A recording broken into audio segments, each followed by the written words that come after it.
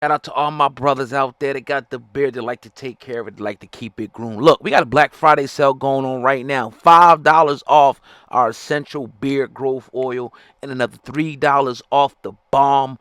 Right now, I'm telling you, it's going to have your beard soft and glistening with a brilliant shine all day. The link is at the top line of the description. And the best part is the shipping is free for a limited time only. See you soon.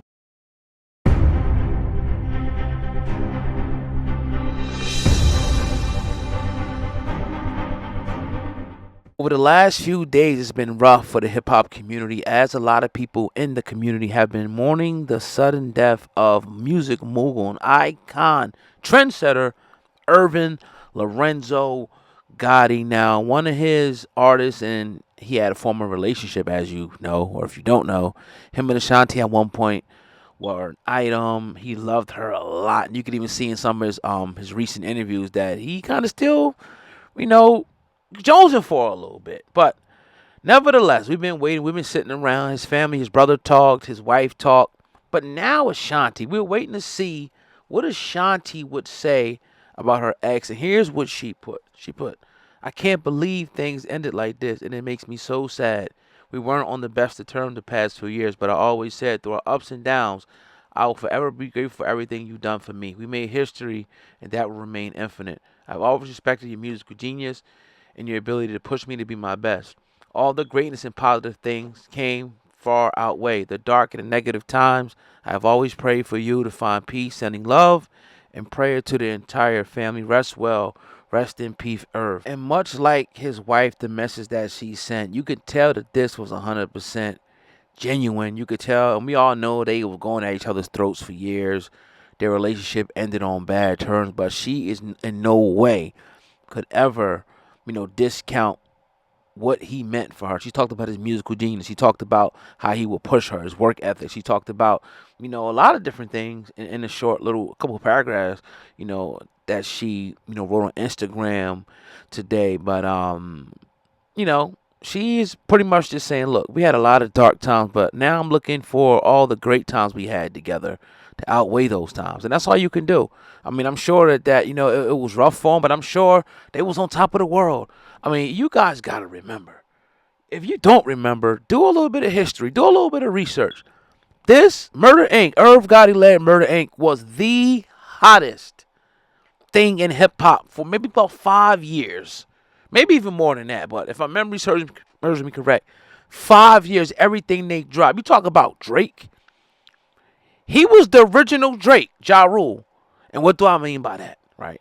I mean the way that he would, mix the R&B. Like he would do some rap stuff, but he came, you know what I mean, with Lil Mo.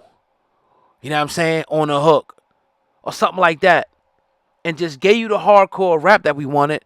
But in the R&B, like the merging those two. I'm not saying he's the originator of that, but I'm just saying like what he meant to hip hop, Ja Rule at the time. Then 50 came in and started doing the same thing after they beefed, but that's a whole nother story.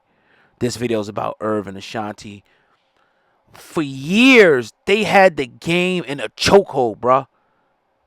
Like anything they threw against the wall was sticking. Any collaboration that they did was hot. Any album, anything that Irv touched turned to complete gold, bruh. And I'm just keeping it real because I witnessed it. I'm not talking about somebody who, it's like, if you talk about some of these other people that came, Kool Moe Dee, even KRS-One, I really didn't witness that. I was on the tail end of that. I'm an 80s baby. But this I witnessed 100%. I know. I could tell you.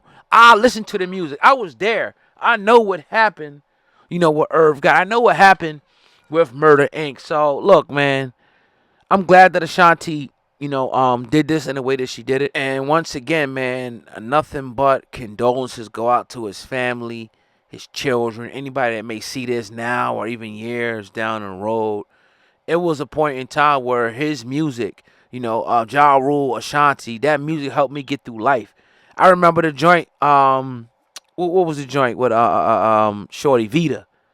The song escaped my but I used to like girls back in high school and grade school and listen to these songs and it'll remind me of these chicks, bro.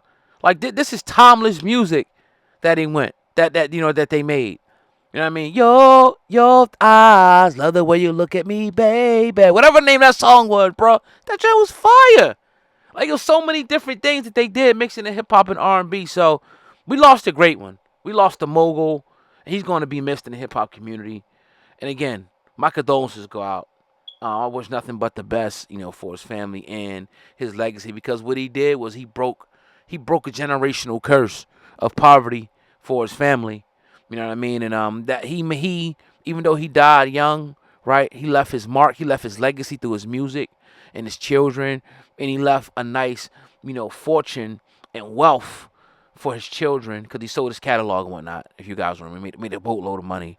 He left a legacy and wealth for his children. That's the ultimate goal, to leave a great legacy and hopefully some wealth for your children, so it won't be as hard as he had to. He had to go through the project. He had to go through the mud. He had to go through the lawsuit, the federal investigations, and all that to get his children and his family in position. Shout out to Irv Gotti, man. One of the guys we always wanted to interview, but we interviewed his brother, so I'll settle for that. It's your brother, I'm peace.